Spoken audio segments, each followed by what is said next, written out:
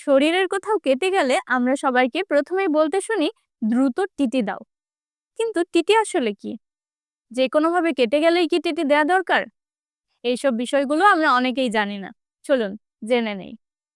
TT হলো tetanus toxoid. এটি tetanus বা ধনুষ্টঙ্কা নামক মারাত্মক রোগের ভ্যাকসিন। টিটেনাস হয়ে থাকে ক্লস্ট্রিডিয়াম টিটানি নামক ব্যাকটেরিয়ার কারণে।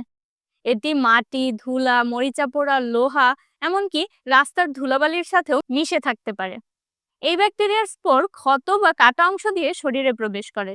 এরপর ধীরে ধীরে স্নায়ুতন্ত্রকে আক্রমণ করে। তখন শরীর শক্ত হয়ে যাওয়া, চোয়াল লক হয়ে যাওয়া কিংবা শরীর ধনুকের মতো বেঁকে যাওয়ার মতো মারাত্মক সমস্যা তৈরি করে। এখন প্রশ্ন হলো, সব কাটায় কি টিটি লাগবে? না, সব কাটায় লাগবে না। যদি ক্ষতটা হয় গভীর, নোংরা, রোড ট্রাফিক অ্যাক্সিডেন্টের কিংবা মরিচা পোড়া, লোহা বা পেরেকের কারণে, তাহলে টিটি অবশ্যই লাগবে। আর যদি ক্ষতটা হয় পরিষ্কার কাটা অথবা শেষ 5 বছরের মধ্যে টিটি ভ্যাকসিন নেওয়া থাকে, তাহলে না নিলেও চলবে। তবে শেষ কবে টিটি নিয়েছেন সেটা যদি মনে না থাকে, তাহলে একটি টিটি ভ্যাকসিন নিয়ে নেওয়াই নিরাপদ। কারণ পুনরায় টিটি নিলেও ক্ষতির কোনো সম্ভাবনা নেই। মনে রাখবেন, একবার ধনুষ্টঙ্কার হয়ে গেলে টিটি ভ্যাকসিন নিয়েও আর কোনো কাজ হবে না।